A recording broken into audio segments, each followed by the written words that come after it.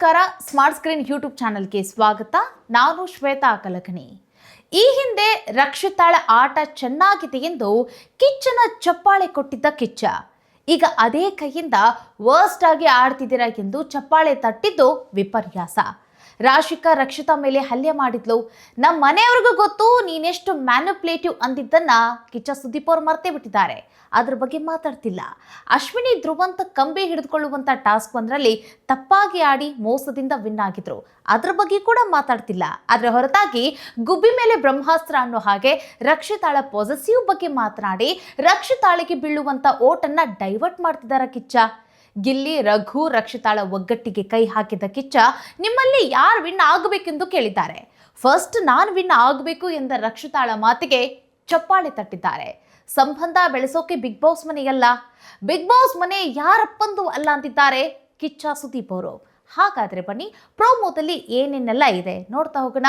ವಿಡಿಯೋನ ಅಂತಿದವರೆಗೂ ನೋಡಿ. ವಿಡಿಯೋ ಇಷ್ಟ ಆಗಿದ್ರೆ ಲೈಕ್, ಶೇರ್, ಕಾಮೆಂಟ್, ಸಬ್ಸ್ಕ್ರೈಬ್ ಮಾಡೋದನ್ನ ಮರಿಬೇಡಿ. ಮೊದಲೇದಾಗಿ ಈ ಸೀಸನ್ 12ರ ಇದೊಂದು ಕೊನೆಯ ಪಂಚಾಯಿತಿ ಅಂತಂದ್ರೆ ತಪ್ಪಿಲ್ಲ.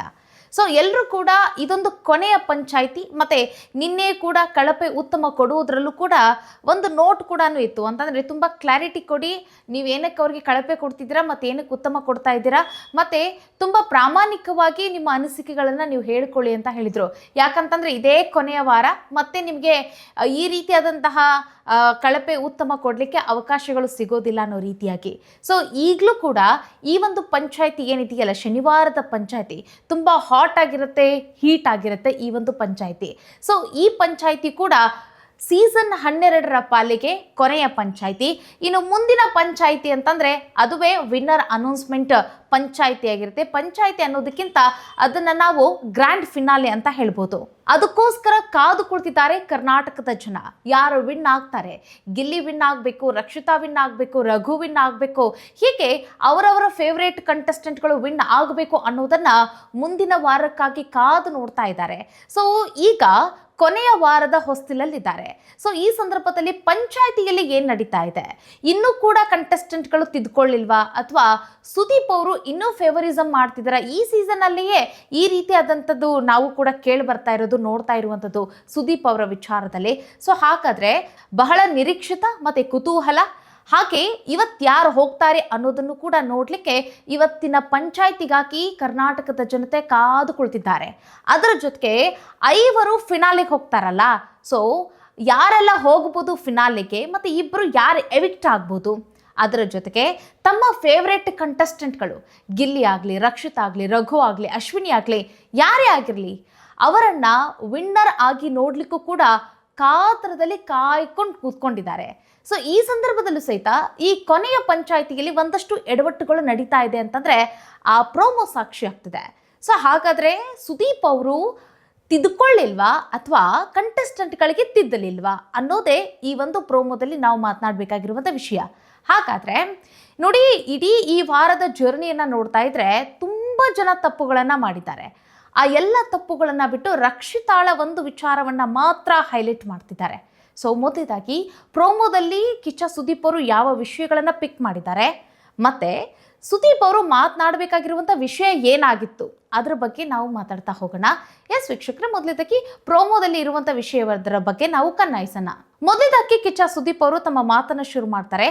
ಗಿಲ್ಲಿ ಅಥವಾ ರಘು ಜೊತೆ ಯಾರಾದರೂ ಕ್ಲೋಸ್ ಆದರೆ ನಿಮಗಾಗಲ್ಲ ಅಂತ ಹೇಳಿ ರಕ್ಷಿತಾಗೆ ಕೇಳಿರುವಂಥ ಪ್ರಶ್ನೆ ಇದು. ಆಗ ರಕ್ಷಿತಾ ಆಬ್ವಿಯಸ್ಲಿ ಶಾಕ್ ಆಗಿದ್ದಾರೆ. ಇನ್ನೊಂದು ಗೊತ್ತಾ ನಿಮಗೆ, ರಕ್ಷಿತಾ ಎಷ್ಟಾಗುತ್ತಷ್ಟು ಪಂಚಾಯಿತಿಯಲ್ಲಿ ನರ್ವಸ್ ಆಗೋದನ್ನು ನೀವು ನೋಡಿದ್ದೀರಾ. ಯಾಕಂತಂದರೆ ಸುದೀಪ್ ಅವರು ಒಂದು ಆ್ಯಂಗಲಲ್ಲಿ ಪ್ರಶ್ನೆ ಕೇಳ್ತಿರ್ತಾರೆ, ಅದು ರಕ್ಷಿತಾಳಿಗೆ ಅರ್ಥನೂ ಕೂಡ ಆಗ್ತಿರಲ್ಲ. ಕೆಲವೊಮ್ಮೆ ಅವ್ರಿಗೆ ಭಾಷೆ ಸಮಸ್ಯೆ ಇರೋ ಕಾರಣಕ್ಕಾಗಿ ಅವ್ರು ಹೆಂಗಂತಂದರೆ ತಾವೇ ತಪ್ಪು ಮಾಡಿಬಿಟ್ವಿ ಅನ್ನೋ ರೀತಿಯಾಗಿ ಕೂಡ ಅವರು ವರ್ತಿಸೋದನ್ನು ನೋಡಿಬಿಟ್ರೆ, ಅಂದರೆ ಸುದೀಪ್ ಅವರು ಹೆಂಗಂತಂದರೆ ನಾವು ಮಾತನಾಡಿದ ಕರೆಕ್ಟು, ಜಡ್ಜ್ಮೆಂಟ್ ಕರೆಕ್ಟ್ ಆಗಿದೆ, ಸೊ ಆ ಹುಡುಗಿ ತಪ್ಪನ್ನು ಒಪ್ಕೊಂಡ್ಬಿಟ್ಲು ಅನ್ನೋ ರೀತಿಯಾಗಿ ಕೂಡ ಹಲವು ಬಾರಿ ಅದು ಪ್ರೂವ್ ಆಗಿದೆ. ಸೊ ಇಲ್ಲಿ ರಕ್ಷಿತಾ ನೋಡಿ ರಘು ಮತ್ತು ಗಿಲ್ಲಿಯ ಜೊತೆಗೆ ಬೇರೆ ಯಾರಾದ್ರೂ ಕ್ಲೋಸ್ ಆದರೆ ನಿಮಗೆ ಇಷ್ಟ ಆಗಲ್ಲ ಅಂತ ಕೇಳಿದ ತಕ್ಷಣ ಅಲ್ಲಿ ರಕ್ಷಿತಾಳ ಆ ಫೇಸ್, ಇನ್ನೋಸೆನ್ಸ್ ಫೇಸ್ನ ನೋಡಿ ಗಾಬರಿ ಆಗಿಬಿಡ್ತಾಳೆ. ಮತ್ತು ಏನು ಮಾತಾಡಬೇಕು ಅನ್ನೋದು ಕೂಡ ಗೊತ್ತಾಗ್ತಿಲ್ಲ. ಸೊ ಎಪಿಸೋಡಲ್ಲಿ ನಾವು ನೋಡಬೇಕಾಗತ್ತೆ ರಕ್ಷಿತಾ ಇದಕ್ಕೆ ಪ್ರತ್ಯುತ್ತರವಾಗಿ ಏನು ಕೊಟ್ಟರು ಅನ್ನೋದನ್ನು ನಾವು ನೋಡಬೇಕಾಗತ್ತೆ, ಏನು ಸ್ಪಷ್ಟನೆ ಕೊಟ್ಟರು ಅಂತ ಹೇಳಿ. ನಂತರ ನಂತರ ಪ್ರೋಮೋದಲ್ಲಿ ಹಿಂದೆ ಆಗಿರುವ ಒಂದು ಘಟನೆಯನ್ನು ಕೂಡ ತೋರಿಸಿದ್ದಾರೆ. ಅಂತಂದರೆ ನೋಡಿ, ಆ ಗಾರ್ಡನ್ ಏರಿಯಾದಲ್ಲಿ ಆ ಬೀನ್ ಬ್ಯಾಗ್ ವಿಚಾರವನ್ನೇ ಈಗ ಪ್ರೋಮೋದಲ್ಲಿ ಹೈಲೈಟ್ ಮಾಡಿರುವಂಥದ್ದು. ಈ ಗಿಲ್ಲಿ ಅಲ್ಲಿ ಕುತ್ಕೊಂಡಿದ್ದಾರೆ ಒಂದು ಸೋಫಾದಲ್ಲಿ. ಸೊ ಇನ್ನೊಂದು ಕಡೆಗೆ ರಕ್ಷಿತಾ ಶೆಟ್ಟಿ ಆ ಬೀನ್ ಬ್ಯಾಗ್ಗಳನ್ನು ತೆಗೆದುಕೊಂಡು ಬೇರೊಂದು ಕಡೆ ಹೋಗಿ ಶಿಫ್ಟ್ ಮಾಡ್ತಿದ್ದಾರೆ. ಯಾಕೆ ಅಂತಂದರೆ ಅವ್ರು ಯಾರೋ ಬಂದು ಇಲ್ಲಿ ಕುತ್ಕೊಳ್ಳೋದು ನನಗಿಷ್ಟ ಇಲ್ಲ, ನಾವಿಬ್ಬರೇ ಕೂತ್ಕೊಳ್ಳೋಣ ಅಂತ ಹೇಳಿ. ಒಂದು ವಿಚಾರ ಏನಾಗಿರ್ಬೋದು ಅಂತಂದರೆ, ಬಿಗ್ ಬಾಸ್ ಮನೆಯಲ್ಲಿ ಇಲ್ಲದೇ ಇರುವಂಥ ವಿಚಾರಗಳನ್ನು, ಹರಿಕತೆಗಳನ್ನು ಇವರು ಬಿಡ್ತಿರ್ತಾರೆ. ಸೊ ಅದಕ್ಕಿಂತ ಏನು ಬೇಕು ಅದನ್ನು ನಾವು ಮಾತಾಡ್ಕೊಂಡು ಇರೋಣ. ಮತ್ತು ನಾವು ಒಂದಿಷ್ಟು ಕಂಫರ್ಟಬಲ್ ಝೋನಲ್ಲಿ ಕೆಲವೊಂದಷ್ಟು ಜನ ಇರ್ತಾರೆ. ಅಂದರೆ ಈಗ ಎಲ್ಲರ ಜೊತೆಯೂ ಕೂಡ ಬೆರೀತಿರ್ತಾರೆ, ಎಲ್ಲರ ಜೊತೆ ಮಾತಾಡ್ತಿರ್ತಾರೆ. ಆದ್ರೂ ಕೂಡ ನಮ್ಮವರು ತಮ್ಮವರು ಅನ್ನೋದು ಒಂದು ಇರುತ್ತಲ್ಲ, ಒಂದು ಭಾವ. ಸೊ ಹಾಗಾಗಿ ರಕ್ಷಿತಾಳಿಗೆ ಗಿಲ್ಲಿ ಮೇಲೆ ಟ್ರಸ್ಟ್ ಇರ್ಬೋದು, ಗಿಲ್ಲಿ ಕಂಫರ್ಟಬಲ್ ಝೋನಲ್ಲಿ ಇರ್ಬೋದು. ಹಾಗೆ ರಘು ಅವರು ಕೂಡ ರಕ್ಷಿತಾಳಿಗೆ ಕಂಫರ್ಟ್ ಫೀಲ್ ಮಾಡ್ಬೋದು. ಸೊ ನಾನು ಅವ್ರ ಜೊತೆ ಇಬ್ಬರ ಜೊತೆ ನಾನು ಇರ್ಲಿಕ್ಕೆ ಇಷ್ಟಪಡ್ತೀನಿ ಅನ್ನೋ ರೀತಿಯಾಗಿಯೂ ಕೂಡ ಇರ್ಬೋದು. ಅಥವಾ ಏನೋ ಒಂದು ಬಿಗ್ ಬಾಸ್ ಮನೆಯಲ್ಲಿರುವಂಥ ಘಟನೆಯನ್ನು ಏನೋ ಒಂದು ಶೇರ್ ಮಾಡಬೇಕಾಗಿರುತ್ತಪ್ಪ. ಹಾಗಾಗಿ ಆ ಒಂದು ಸನ್ನಿವೇಶದಲ್ಲಿ ನನಗೆ ಅವರು ಬೇಡ, ನಾನು ನಿನ್ನ ಜೊತೆ ಮಾತ್ರ ಕುತ್ಕೊಳ್ತೀನಿ, ಈಗ ಅವ್ರು ನಮ್ಮ ಜೊತೆ ಇರೋದು ಬೇಡ ಅಂತ ಹೇಳಿ ಆ ಬೀನ್ ಬ್ಯಾಗ್ಗಳನ್ನು ಶಿಫ್ಟ್ ಮಾಡಿ ಕಥೆನೂ ಇರ್ಬೋದು. ಸೊ ಆ ಒಂದು ಪ್ರೋಮೋನ ಹೈಲೈಟ್ ಮಾಡಿದ್ದಾರೆ. ನನಗೆ ಅವರು ಬೇಡ, ನಾವಷ್ಟೇ ಕುತ್ಕೊಳ್ಳೋಣ ಅಂತ ಹೇಳಿ ಅಲ್ಲಿ ರಕ್ಷಿತಾ ಅವರು ಹೇಳಿರುವಂಥದ್ದು. ಸೊ ಕೆಲವೊಮ್ಮೆ ಬಿಗ್ ಬಾಸ್ ಮನೆಯಲ್ಲಿ ಏನಾಗ್ತಾ ಇದೆ ಅಂತಂದರೆ, ಘಟನೆ ನಡೆದಿದ್ದೇ ಬೇರೆ ಆಗಿರುತ್ತೆ, ಅದನ್ನು ತೋರಿಸೋದು ಕೂಡ ಬೇರೆ ಆಗಿರುತ್ತೆ. ಈಗ ಹೊರಗಡೆ ಬಂದಿರುವಂಥ ಜಾನ್ವಿ ಅವರು ಕೂಡ ಅನೇಕ ಬಾರಿ ಹೇಳಿದ್ದಾರೆ, ನಾನು ಇಷ್ಟಿಷ್ಟು ಜಗಳ ಮಾಡಿದ್ದೀನಿ, ಅದನ್ನು ತೋರಿಸೇ ಇಲ್ಲ, ಇನ್ನೇನೇನೋ ಘಟನೆಗಳು ನಡೆದಿದೆ, ಅದನ್ನು ಯಾವುದನ್ನು ಕೂಡ ಹಾಕೇ ಇಲ್ಲ, ತೋರಿಸಿರೋ ರೀತಿನೂ ಕೂಡ ಬೇರೆ ಆಗಿದೆ ಅನ್ನೋ ರೀತಿಯಾಗಿ ಕೂಡ ಹೇಳ್ಕೊಂಡಿದ್ದಾರೆ. ಅದರಲ್ಲೂ ಇದು ಕೂಡ ಒಂದು ಮ್ಯಾಚ್ ಆಗ್ಬೋದು ಅಂತ ನಾನು ಅನ್ಕೊಂತೀನಿ. ವಾರದ ಆರಂಭದಲ್ಲಿ ನಾಮಿನೇಷನ್ ಪ್ರಕ್ರಿಯೆ ಆರಂಭ ಆಗುತ್ತೆ ನೋಡಿ. ಆ ಸಂದರ್ಭದಲ್ಲಿ ರಾಶಿಕಾ ಮತ್ತು ರಕ್ಷಿತಾ ಶೆಟ್ಟಿಯ ನಡುವೆ ಒಂದಿಷ್ಟು ಜಗಳ ಆಗುತ್ತೆ ನಾಮಿನೇಟ್ ಮಾಡುವ ಆ ಒಂದು ಸಂದರ್ಭದಲ್ಲಿ. ಸೊ ಆಗ ರಘು ಅಣ್ಣನ ಜೊತೆ ನಾನು ಕಂಫರ್ಟಬಲ್ ಆಗಿದ್ದೀನಿ ಅಂತಂದರೆ ಆ ಕಂಫರ್ಟಬಲ್ ವಿಚಾರ ನೋಡಿ. ಅಂದರೆ ರಘು ಮತ್ತು ರಾಶಿಕಾ ಶೆಟ್ಟಿ ಹೀಗೆ ಈ ಒಂದಿಷ್ಟು ಜನ ಕುತ್ಕೊಂಡಿರ್ತಾರೆ. ಆಗ ರಕ್ಷಿತಾ ಶೆಟ್ಟಿ ಹೋಗಿ ನಿಮಗಲ್ಲಿ ಕಂಫರ್ಟ್ ಫೀಲ್ ಆಗ್ತಾ ಇಲ್ಲ, ಬನ್ನಿ ಈ ಕಡೆ ಅಂತ ಕರೆದಿರ್ತಾರಲ್ಲ, ಆ ಮಾತನ್ನು ರಾಶಿಕಾ ನಾಮಿನೇಷನ್ ಪ್ರಕ್ರಿಯೆಯಲ್ಲಿ ತೆಗೆದುಕೊಂಡಿರ್ತಾರೆ. ಸೊ ಕಂಫರ್ಟಬಲ್ ಆಗಿ ಇಲ್ಲ ಅಂತಂತಂದರೆ ನಾವೇನು ಅಸಹ್ಯವಾಗಿ ಮಾಡ್ತಾ ಇದ್ದೀವಿ ಅನ್ನೋ ರೀತಿಯಾಗಿ ರಾಶಿಕಾ ಅದನ್ನೊಂದು ಬೇರೆ ಒಂದು ಇದನ್ನಾಗಿಯೇ ತೆಗೆದುಕೊಂಡು ಮಾತಾಡ್ತಾರೆ ಅವರು. ಸೊ ನಾನು ಹಾಗೆ ಹೇಳಿಲ್ಲ ಅಂತ ಹೇಳ್ತಾರೆ ಅವರು. ಸೊ ಆ ಸಂದರ್ಭದಲ್ಲಿ ಅದಕ್ಕೊಂದು ಸ್ಪಷ್ಟನೆ ಕೊಡ್ತಿರ್ತಾರೆ. ಬಟ್ ಪುನಃ ಏನಾಗುತ್ತೆ, ಅವರು ಅದನ್ನು ನಾಮಿನೇಷನ್ ಪ್ರಕ್ರಿಯೆಗೆ ತೆಗೆದುಕೊಂಡು ಬರ್ತಾರೆ. ರಘು ಅಣ್ಣಂಗೆ ನಾನು ಕಂಫರ್ಟಬಲ್ ಇದ್ದಾರೆ, ಮತ್ತು ನಾನು ಕೂಡ ರಘು ಅಣ್ಣನ ಜೊತೆ ಕಂಫರ್ಟಬಲ್ ಆಗಿದ್ದೀನಿ, ಮಾತಾಡ್ತಾ ಇದ್ದೆ, ನಿನಗೇನು ಸಮಸ್ಯೆ ಅಂತ ಕೇಳ್ತಾರೆ. ಸೊ ಅದು ನನಗೆ ಇಷ್ಟ ಇಲ್ಲ ಅಂತ ಹೇಳಿ ರಕ್ಷಿತಾ ಶೆಟ್ಟಿ ಅವರು ಹೇಳಿರುವಂಥ ಮಾತು. ಅಂದರೆ ನೋಡಿ, ವಿಡಿಯೋನ ಪೂರ್ತಿಯಾಗಿ ನೋಡಬೇಕಾಗಿರುತ್ತೆ, ಅದು ಯಾವ ಮಾತಿಗೆ ಯಾವುದಕ್ಕಾಗಿ ಇವರು ಕ್ಲಾರಿಟಿ ಕೊಟ್ಟಿರ್ತಾರೆ ಅಂತ ಹೇಳಿ. ಯಾವುದ್ಯಾವುದೋ ಒಂದೊಂದು ವರ್ಡನ್ನು ಪಿಕ್ ಮಾಡಿ ಹೇಳಿದಾಗ ಸೊ ಅಲ್ಲಿ ಏನಾಗುತ್ತೆ, ಇದು ಪ್ರೋಮೋ ಪಂಚಿಂಗ್ ಆಗಿರೋ ಕಾರಣಕ್ಕಾಗಿ ಸೊ ಇಲ್ಲಿ ಬೇರೊಂದೇನೋ ನಡೀತಾ ಇದೆಯೇನೋ, ಅಥವಾ ಇಲ್ಲಿ ರಕ್ಷಿತಾಳದೇ ತಪ್ಪೇನೋ ಅಥವಾ ರಾಶಿಕಾಳದೇ ತಪ್ಪೇನೋ ಅನ್ನೋ ರೀತಿಯಾಗಿ ಕೂಡ ಕೆಲವೊಂದಿಷ್ಟು ವಿಚಾರಗಳು ಪ್ರೂವ್ ಆಗ್ತಿರುತ್ತೆ. ನಂತರ ಕಿಚ್ಚ ಸುದೀಪ್ ಅವರು ಮಾತಾಡ್ತಾ ಹೋಗ್ತಾರೆ, ಸಂಬಂಧಗಳನ್ನು ಬೆಳೆಸ್ಕೊಂಡು ನಾವು ಮನೇನ ನರ್ಕ ಮಾಡ್ತಿದ್ದೀವಿ ಅಂತ ಹೇಳಿ ಕಿಚ್ಚ ಸುದೀಪ್ ಅವರು ಆಡಿರುವಂಥ ಮಾತು ಇದು ರಕ್ಷಿತಾಗೆ. ಅಂದರೆ ಈಗ ರಘು ಅಣ್ಣನ ಅವರು ಅಣ್ಣ ಅಂತ ಕರೆಯೋದು, ಅದರಲ್ಲೂ ಅಂದರೆ ಮೋಸ್ಟ್ ಫೇವ್ರೆಟ್ ಕಂಟೆಸ್ಟೆಂಟ್ ಅನ್ನೋ ರೀತಿಯಾಗಿ ರಘು ಅವರು ಕೂಡ ರಕ್ಷಿತಾಳನ್ನು ಎಕ್ಸೆಪ್ಟ್ ಮಾಡಿದ್ದಾರೆ. ಹಾಗೆ ರಕ್ಷಿತಾ ರಘು ಅಣ್ಣನೂ ಕೂಡ ಎಕ್ಸೆಪ್ಟ್ ಮಾಡಿದ್ದಾರೆ. ಇನ್ನೊಂದು ಕೂಡ ನೀವು ಗೊತ್ತಿದೆ, ಗಿಲ್ಲಿ ಜೊತೆ ತುಂಬ ಅಂದರೆ ತುಂಬ ಬೆರೀತಾರೆ, ತುಂಬ ಲವ್ಲಿಯಾಗಿ ಫ್ರೆಂಡ್ಲಿಯಾಗಿ ಕೂಡ ಇದ್ದಾರೆ. ಸೊ ರಕ್ಷಿತಾಗೆ ಇವರಿಬ್ಬರು ಅಂತಂದರೆ ತುಂಬ ಫೇವ್ರೇಟ್, ಕಂಫರ್ಟಬಲ್ ಆಗಿ ಕೂಡ ಇದ್ದಾರೆ. ಸೊ ಇಲ್ಲಿ ಅಣ್ಣ ತಂಗಿ ಅನ್ನೋವಂಥದ್ದು ಇದೆ. ಅದರಲ್ಲೂ ಕೂಡ ರಾಶಿಕಾ ಹೇಳ್ತಾಳೆ, ರಾಶಿಕಾ ಶೆಟ್ಟಿಯ ಜೊತೆಗೆ ರಕ್ಷಿತಾ ಮಾತನಾಡುವಾಗ ರಕ್ಷಿತಾ ರಘು ಅಣ್ಣ ನನ್ನ ಅಣ್ಣ ಅಂತಲೂ ಕೂಡ ಅವ್ರು ಹೇಳಿರ್ತಾರೆ. ಸೊ ಅವ್ರ ಬಗ್ಗೆ ನಾನು ಮಾತಾಡ್ತೀನಿ, ಅವ್ರ ಪರವಾಗಿ ನಾನು ಮಾತಾಡ್ತೀನಿ ಅಂತಲೂ ಕೂಡ ಹೇಳಿರ್ತಾರೆ. ಆ ಮಾತನ್ನು ಇಲ್ಲಿ ಸುದೀಪ್ ಅವರು ಪಂಚಾಯಿತಿಯಲ್ಲಿ ಎತ್ಕೊಂಡಿದ್ದಾರೆ. ಸೊ ಇಲ್ಲಿ ಸಂಬಂಧಗಳನ್ನು ಬೆಳೆಸ್ಕೊಂಡು ಇಲ್ಲಿ ಮನೇನ ನೀವು ನರಕ ಮಾಡ್ತಾ ಇದ್ದೀರಾ ಅಂತ ಹೇಳಿ ರಕ್ಷಿತಾಗೆ ಆ ಪ್ರಶ್ನೆಯನ್ನು ಕೇಳ್ತಾರೆ. ಸೊ ಇಲ್ಲಿ ಟೋಟಲಿ ಪ್ರೋಮೋದಲ್ಲಿ ರಕ್ಷಿತಾ ಏನೂ ಕೂಡ ಸ್ಪಷ್ಟನೆ ಕೊಟ್ಟಿಲ್ಲ, ನಾವು ಇದರಲ್ಲಿ ಎಪಿಸೋಡಲ್ಲಿ ನೋಡಬೇಕಾಗತ್ತೆ. ಇನ್ನು ಸಂಬಂಧನ ಶಾಶ್ವತ ಅಲ್ಲ, ಯಾರಪ್ಪನ ಮನೇನೂ ಕೂಡ ಅಲ್ಲ ಅಂತ ಹೇಳ್ತಾರೆ. ಆ್ಯಕ್ಚುಲಿ ಈ ಮಾತು ಕರೆಕ್ಟಾಗೇ ಇದೆ. ಯಾಕಂತಂದರೆ ಯಾವ ಸಂಬಂಧವೂ ಕೂಡ ಅದನ್ನು ಶಾಶ್ವತವಾಗಿ ನಾವು ಉಳಿಸ್ಕೊಂತೀವಿ, ಬೆಳೆಸ್ಕೊತೀವಿ ಅನ್ನೋದನ್ನು ಇವತ್ತಿನ ಕಾಲದಲ್ಲಿ ಅದಾಗೋದಿಲ್ಲ. ಅದರಲ್ಲೂ ಬಿಗ್ ಬಾಸ್ ಮನೆಯ ವಿಚಾರ ಅಂತ ಬಂದರೆ ನೋಡಿ, ಬಿಗ್ ಬಾಸ್ ಮನೆಯಿಂದ ಹೊರಗಡೆ ಬಂದ ನಂತರ ಅದೆಷ್ಟೋ ಕಪಲ್ಗಳು ಮದುವೆ ಆಗಿದ್ದಾರೆ, ಮತ್ತು ಅಣ್ಣ ತಂಗಿ ಫ್ರೆಂಡ್ಸು ಅಂತ ಅಂದಿದ್ದವರು ಕೂಡ ಈಗ ಅವಳ್ಯಾರೋ ಇವಳ್ಯಾರೋ ಅನ್ನೋ ರೀತಿಯಾಗಿ ಕೂಡ ಇದ್ದಾರೆ. ಸೊ ಈ ಬಿಗ್ ಬಾಸ್ ಮನೆಯಲ್ಲಿ ಅಷ್ಟೇ, ಇವ್ರು ನನ್ನ ಕ್ಲೋಸ್ ಪೆಟ್ಟು, ಮತ್ತು ಇವರು ನನ್ನ ಅಣ್ಣ, ಇವರು ನನ್ನ ಅಮ್ಮ, ಮತ್ತು ಇವರು ನನ್ನ ತಂಗಿ, ಇವರು ನನಗೆ ಬಾಯ್ ಫ್ರೆಂಡ್, ಹೀಗೆ ಈ ರೀತಿಯಾಗಿ ನಡೀತಿರುತ್ತೆ. ಬಟ್ ಹೊರಗಡೆ ಬಂದಾದ್ಮೇಲೆ ಇವರಿವರ ದಿಕ್ಕುಗಳೇ ಬದಲಾಗ್ಬಿಟ್ಟಿರುತ್ತೆ. ಸೊ ಹಾಗಾಗಿ ಅವ್ರು ಹೇಳ್ತಾರೆ, ಸೊ ಸಂಬಂಧಗಳು ಇಲ್ಲಷ್ಟೇ, ಹೊರಗಡೆ ಹೋದ ನಂತರ ನೀವೆಲ್ಲ ಹಿಂಗಾಗ್ಬಿಡ್ತೀರಾ ಅಂತ ಹೇಳ್ತಾರೆ. ಅದರ ಜೊತೆಗೆ ಯಾರಪ್ಪನ ಮನೆಯೂ ಕೂಡ ಅಲ್ಲ ಅಂತ ಹೇಳಿದ್ದಾರೆ. ಸಂಬಂಧಕ್ಕೋಸ್ಕರ ಈ ಮಾತನ್ನ ಹೇಳಿರೋದಿಲ್ಲ ಸುದೀಪ್ ಅವರು. ಮತ್ತೆ ಇಲ್ಲಿ ನನ್ನ ಅಣ್ಣ ಅಂತ ಹೇಳಿದ್ರಲ್ಲ ರಕ್ಷಿತಾ ಶೆಟ್ಟಿ, ಅದ್ರ ಬಗ್ಗೆನೂ ಕೂಡ ಅಲ್ಲ. ಮತ್ತೆ ಇನ್ನೊಂದು ಪಾಸಿಟಿವ್ ಆದ್ಲ ರಕ್ಷಿತಾ ಶೆಟ್ಟಿ, ಆ ವಿಚಾರಕ್ಕೂ ಕೂಡ ಈ ಮಾತು ಬರುವುದಿಲ್ಲ. ರಘು ಅವರು ಧ್ರುವಂತ್ ಅವರಿಗೆ ನಾನು ಮಾಡಿರುವಂತ ಅಣ್ಣ ತಿನ್ಬೇಡ, ನಿನಗೆ ನಾಚಿಕೆ ಮಾನ ಮರ್ಯಾದೆ ಇದ್ರೆ ಅಂತ ಹೇಳಿರ್ತಾನೆ ನೋಡ್ರಿ. ಆ ಮಾತನ್ನ ಏನು ಮಾತಾಡುವಂತ ಸಂದರ್ಭದಲ್ಲಿ ಬಂದಿರುವಂತ ಪದ ಇದಾಗಿರುತ್ತೆ. ಯಾರಪ್ಪನ ಮನೆಯೂ ಅಲ್ಲ ಬಿಗ್ ಬಾಸ್ ಅಂತ ಹೇಳಿ ರಘು ಅವರಿಗೆ ಹೇಳಿರುವಂತಹ ಖಡಕ್ ಮಾತಿದು. ಸೊ ಇದನ್ನ ನಾವು ಎಪಿಸೋಡಲ್ಲಿ ನೋಡ್ಬೇಕಾಗತ್ತೆ, ಯಾಕೆ ಏನು ಯಾವುದಕ್ಕೋಸ್ಕರ ಮಾತಾಡಿದ್ರು ಅಂತ ಹೇಳಿ. ಇನ್ನೊಂದು ವಿಚಾರ, ಕಿಚ್ಚ ಸುದೀಪ್ ಅವರು ಒಂದು ಚಟುವಟಿಕೆಯನ್ನು ಕೊಡ್ತಾರೆ. ಚಟುವಟಿಕೆ ಅನ್ನೋದಕ್ಕಿಂತ ಅವರ ಅಭಿಪ್ರಾಯವನ್ನ ಕೇಳ್ತಾರೆ.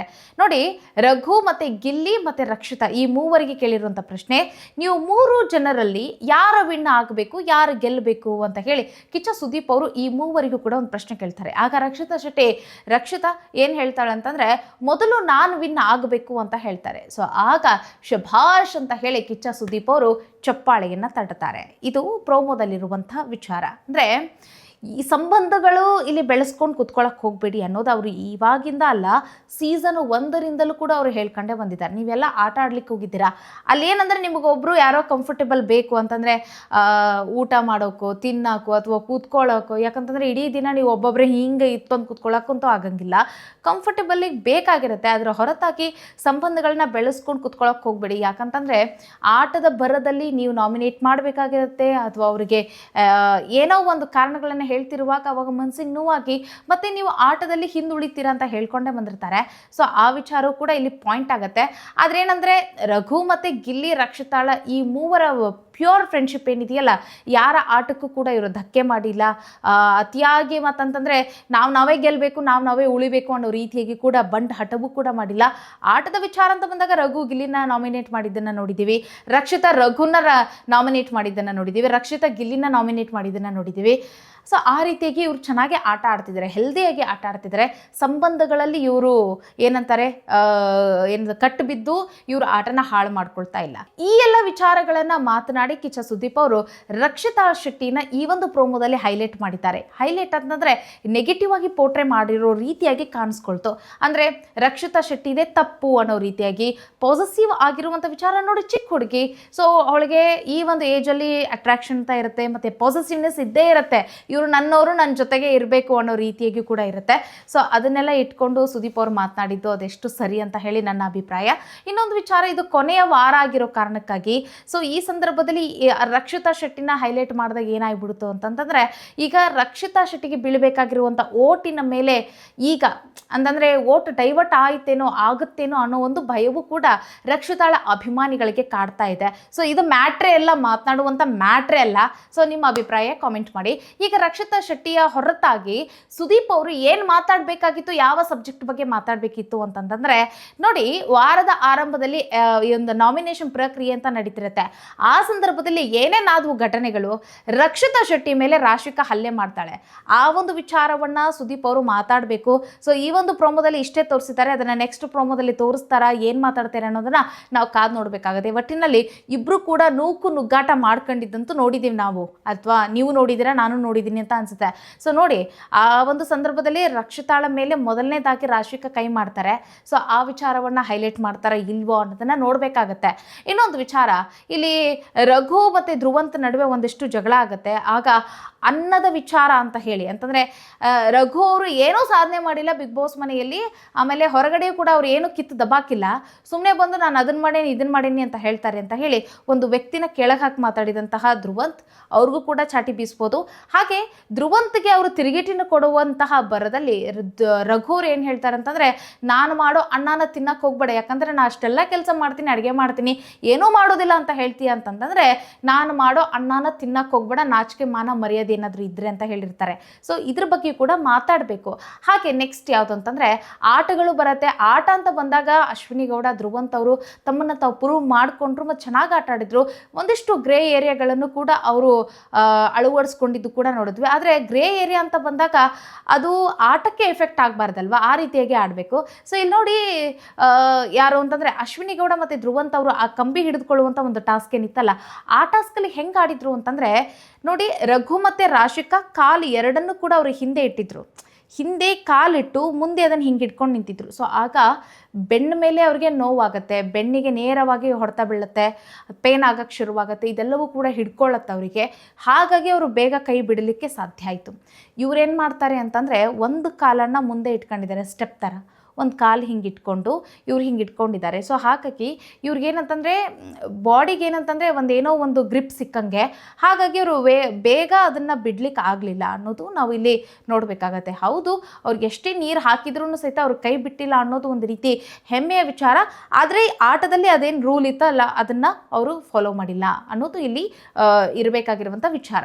ಇನ್ನೊಂದು ವಿಚಾರ ಅಂತಂದರೆ ರಘು ಮತ್ತು ರಾಶಿಕಾಗೆ ಈ ಅಶ್ವಿನಿ ಗೌಡ ನಾನು ನೀರೇ ಹಾಕಂಗಿಲ್ಲ ಅಂತ ಹೇಳಿ ಸುಮ್ಮನೆ ಇದ್ದು ಇವರು ಬಿಗ್ ಬಾಸ್ ಮನೆಯಲ್ಲಿರುವಂಥ ಬಾತ್ರೂಮ್ನಲ್ಲಿರುವಂಥ ಅನೇಕ ಕೆಮಿಕಲ್ಸ್ಗಳನ್ನು ಅಂತಂದರೆ ಶಾಂಪೂ ಆಗಲಿ ಮತ್ತು ಈ ಕ್ಲೀನರ್ಗಳೇನೇನಿದ್ವಲ್ಲ ಅವನ್ನೆಲ್ಲವನ್ನು ಕೂಡ ತೆಗೆದುಕೊಂಡು ಬಂದು ಮತ್ತು ಆಯಿಲ್ ಕಂಟೆಂಟನ್ನು ಕೂಡ ಬಳಸಿದ್ದಾರೆ ಇವರು, ಕುಕ್ಕಿಂಗ್ ಆಯಿಲು ಅದನ್ನೆಲ್ಲ ನೀರಲ್ಲಿ ಹಾಕಿ ಅವ್ರಿಗೆಲ್ಲ ಬಳಸಿದ್ದನ್ನು ನಾವು ನೋಡಿದ್ದೀವಿ. ಸೊ ಅಂದರೆ ಇವ್ರನ್ನ ರಿಟರ್ನ್ ಹಾಕಬೇಕು ಅಂತಂದಾಗ ಅವ್ರು ಏನು ಉಳಿಸಿರಲಿಲ್ಲ, ಅದನ್ನೆಲ್ಲ ಹೋಗಿ ಬಚ್ಚಿಟ್ಟಿದ್ರು. ಬಟ್ ಇವ್ರು ಏನು ಹೇಳ್ತಿದ್ರು ಅಂತಂದರೆ ಅಶ್ವಿನಿ ಗೌಡ, ಸೊ ಕೆಮಿಕಲ್ಗಳನ್ನು ಹಾಕಬಾರ್ದು ನೋಡಿ ನೋಟ್ಬುಕ್ಕಲ್ಲಿ ಏನಿದೆ ಅಂತಲೂ ಕೂಡ ಹೇಳಿದರು. ಹಾರ್ಮ್ ಆಗಿರುವಂಥ ಐಟಮ್ಗಳನ್ನು ಹಾಕಬಾರ್ದು ಅಂತ ಹೇಳಿ. ಬಟ್ ಇವ್ರು ಹಾಕಿದ್ರಲ್ಲ, ಅದ್ರ ಬಗ್ಗೆ ಸುದೀಪ್ ಅವರು ಮಾತಾಡಬೇಕಾಗತ್ತೆ. ಸೊ ಒಟ್ಟಿನಲ್ಲಿ ಈ ಎಲ್ಲ ವಿಚಾರಗಳನ್ನು ಮಾತನಾಡಬೇಕಾಗಿದ್ದಂಥ ಸುದೀಪ್ ಅವರು ಇಲ್ಲಿ ಗುಬ್ಬಿ ಮೇಲೆ ಬ್ರಹ್ಮಾಸ್ತ್ರ ಅನ್ನೋ ರೀತಿಯಾಗಿ ರಕ್ಷಿತಾಳ ವಿಚಾರವನ್ನೇ ಹೈಲೈಟ್ ಮಾಡಿ ಕೆಣಕಿ ಆಕೆಗೆ ಬೈಯೋದ್ರಲ್ಲಿ ಏನು ಸಿಗುತ್ತಪ್ಪ ನಿಮಗೆ ಗೊತ್ತಾಗ್ತಾ ಇಲ್ಲ. ಸೊ ಇದು ಇವತ್ತಿನ ಪ್ರೋಮೋದ ಒಂದು ಹೈಲೈಟ್ಸ್, ಮತ್ತು ಪ್ರೋಮೋದಲ್ಲಿ ಏನು ನಡೀತಾ ಇದೆ, ಏನಾಗಬೇಕಾಗಿತ್ತು ಅನ್ನೋದ್ರ ಬಗ್ಗೆ ಮಾತಾಗಿತ್ತು. ಇದರ ಬಗ್ಗೆ ನಿಮ್ಮ ಅಭಿಪ್ರಾಯ ಏನು ಕಾಮೆಂಟ್ ಮಾಡೋದನ್ನು ಮರಿಬೇಡಿ. ಅನಲೈಸೇಷನ್ ಬಗ್ಗೆ ಅಭಿಪ್ರಾಯವನ್ನು ತಿಳಿಸಿ. ನಮಸ್ಕಾರ. ಮುಂದಿನ ವಿಡಿಯೋದಲ್ಲಿ ಸಿಗೋಣ. ನಮಸ್ಕಾರ.